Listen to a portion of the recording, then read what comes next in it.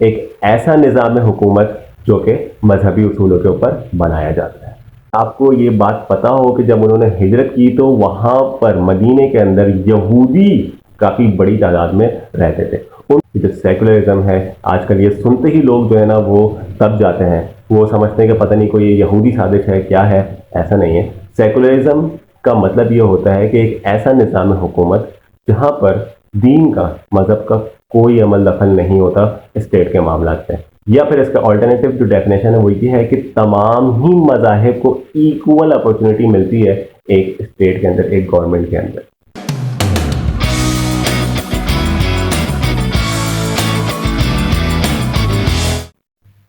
अस्सलाम वालेकुम।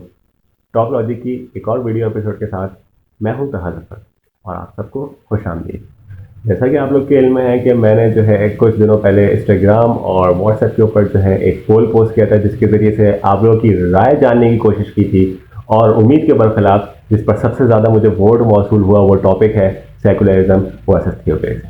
तो आइए चलते हैं इस टॉपिक के ऊपर डिस्कशन करते हैं। डिस्कशन से पहले एक बात अपने इल्म में ज़रूर ले आइएगा कि ये जो बातें मैं करने जा रहा हूँ ये सिर्फ मेरी राय है, मेरी सोच है, जो कि गलत भी हो सकती है। आप लोग सब इससे इख्तलाफ भी कर सकते हैं और अपने कमेंट सेक्शन के अंदर ज़रूर मेरे इल्म में ला सकते हैं। तो आइए चलते हैं, बात करते हैं क्या होती है थियोक्रेसी और क्या होती है सेकुलरिज्म। थियोक्रेसी के ऊपर सबसे पहले बात कर लेते हैं। भाई थियोक्रेसी जो है वो एक ग्रीक वर्ड है जिसका मतलब है एक ऐसा निज़ाम हुकूमत जो कि मजहबी उसूलों के ऊपर बनाया जाता है। अब बज़ाहिर तो बड़ी ज़बरदस्त बात लग रही है कि ऐसा निज़ाम हुकूमत जो मजहबी उसूलों पर बने, तो बड़ी ज़बरदस्त बात हो गई। तो ज़रा देखते हैं कि कौन लोग ये थियोक्रेसी बनाते हैं। जाहिर सी बात है वही लोग थियोक्रेटिक गवर्नमेंट बना सकेंगे जो कि मज़हब को समझते हैं, मज़हब को, या तो ये लोगों को समझाने की कोशिश करते हैं कि भाई हम ही मज़हब को सही जानते हैं। तो ऐसे ही लोग जो है वो इस्लामी या मजहबी हुकूमत कायम कर सकते हैं। आजकल दुनिया में कौन कहाँ कहाँ मजहबी हुकूमतें कायम हैं, तो इसकी मिसालें हमें अफगानिस्तान में मिल जाती है, ईरान के ऊपर मिल जाती है, वेटिकन सिटी है, मॉरिशियस है, यमन है और थोड़ा थोड़ा सऊदी अरब भी है। पहले तो था ही पूरा पूरा, लेकिन अब जो है वो क्योंकि वहाँ लिबरलाइजेशन बहुत ज़्यादा हो रही है, सेकुलरिज्म भी वहाँ फैलता जा रहा है, लेकिन स्टिल वहाँ एब्सोल्यूट मोनार्की तो है, ये मानना पड़ेगा। तो ये थियोक्रेसी में फिर मसला क्या है, क्यों थियोक्रेटिक गवर्नमेंट से लोग जो है इतना मुनहरिफ हैं, भागते हैं। ज़रा माजी के ऊपर चल के बात करते हैं। तो 19वीं सदी से पहले अगर आप यूरोपियन हिस्ट्री पढ़ें तो आपको अंदाज़ा होगा कि वहाँ पर मजहबी इजारादारी काफ़ी ज़्यादा थी। मतलब कि वहाँ पर जो पोप थे या मजहबी रहनुमा थे वो हुकूमती मामलात पर काफ़ी अमल दखल करते थे, चाहे वो जस्टिस हो या एग्जीक्यूटिव हो। उनके मतलब कि उनकी राय जानना या उनकी राय से आगाह होना ज़रूरी था। तो इसमें होता क्या है, इसमें यह होता है कि सोसाइटी के अंदर जो है वो कॉपरेशन जो है वो ख़त्म होना शुरू हो जाती है। कैसे? मतलब कि यूनिफॉर्म गवर्नमेंट होगी, एक ही राय जो है वो थ्रू आउट द गवर्नमेंट चलेगी। इससे ये होगा कि जो इनोवेशन है या कोई ऐसी बात जो सोसाइटी के लिए फ़ायदा दे सकती है उसकी नफ़ी हो जाती है।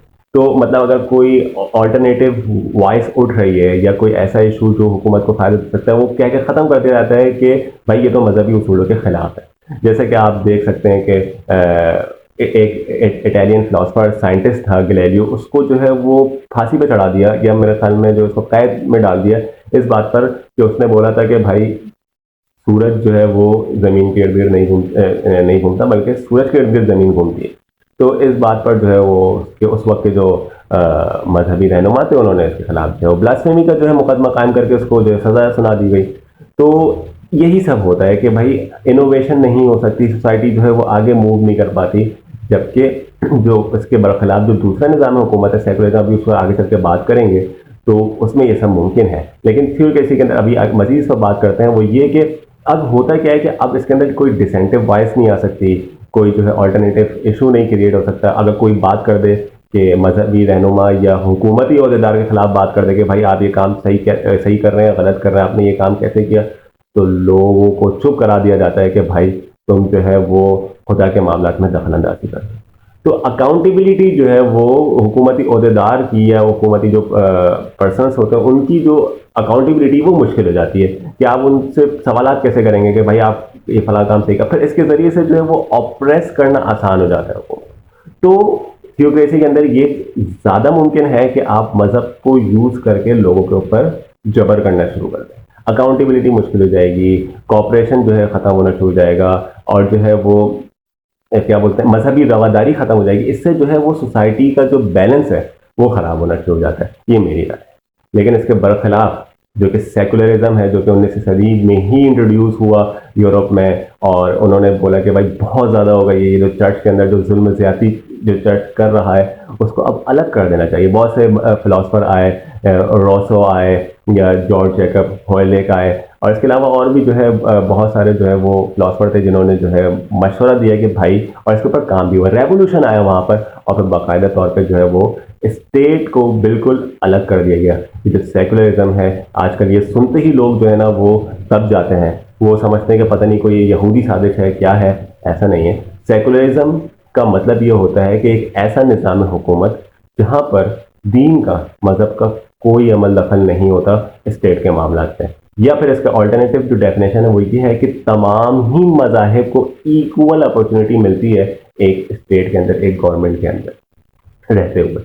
मतलब कि वो आराम से जो है वो अपनी इबादत अंजाम दे सकते हैं, उसको जो है बल्कि उसकी तबलीग कर सकते हैं, उसकी अशात का काम कर सकते हैं, सबको सबको इक्वल अपॉर्चुनिटी, कोई डिस्क्रिमिनेशन नहीं होगी। सेकुलरिज्म के अंदर ये बात लिखी हुई। अगर किसी भी मुल्क का कानून सेकुलर बेसिस के ऊपर बना हुआ है तो इसका मतलब ये है कि उसके अंदर बसने वाले तमाम ही शहरी या सिटीजन जो भी हैं उनको इक्वल अपॉर्चुनिटी मिलेगी, चाहे वो मर्द हो, औरत हो, उसका ताल्लुक किसी भी एथनिक ग्रुप से हो, उसका ताल्लुक किसी भी लिंग्विस्टिक ग्रुप से हो, वो उस अम्ब्रेला के अंडर जो है उसको क्या है कि आज़ादी राय।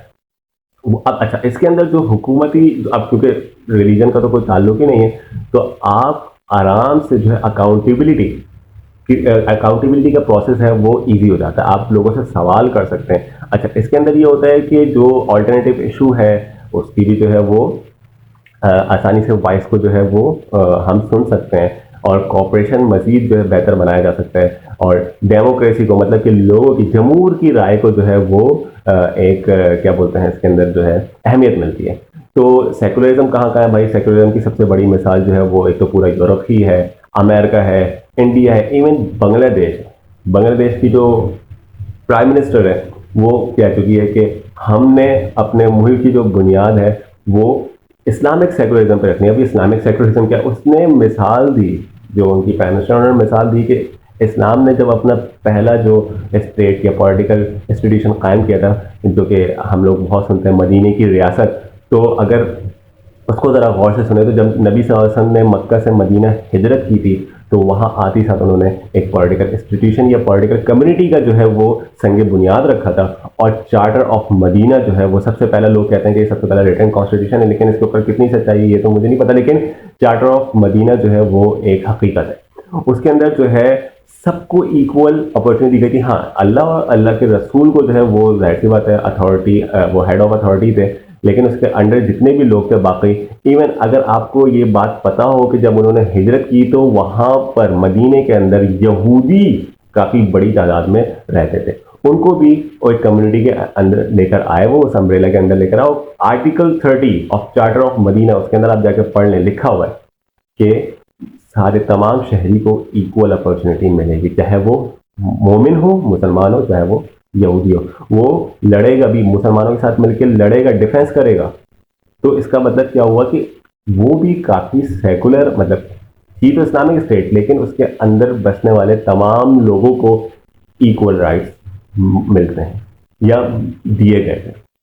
और इवन अगर आप उस वक्त के जो उसके बाद नबी सल्लल्लाहु अलैहि वसल्लम की वफ़ात के बाद जो खिलाफत का क़याम अमल में आया, हज़रत अबू बकर सिद्दीक़ है, हज़रत उमर है, उनके अंदर भी रिलीजियस टॉलरेंस काफ़ी ज़्यादा थी। इवन कि जो जो इलाके फ़तह होते गए थे, ईरान है या बैजेंटाइन अम्पायर, रोमन अम्पायर जो फ़तह हो रही थी क्या बोलते हैं फ़लस्तीन वगैरह में या शाम में, तो वहाँ पर भी जो जिन इलाकों को फतह किया गया था, तो वहीं की ही जो गवर्नमेंट ऑफिसर्स हैं उन्हीं को उनकी ड्यूटी पर ही रखा गया था कि भाई आप जो है वो अपनी ड्यूटी सर अंजाम देंगे, क्योंकि इसी के ज़रिए से ही जो सोसाइटी आगे बढ़ती है। उनका जो है वो जो प्लुरलिज्म है, इसके ज़रिए से ही कॉपरेशन मज़ीद बेहतर होती है और जो है वो सोसाइटी फिर डिसइंटीग्रेट नहीं होती।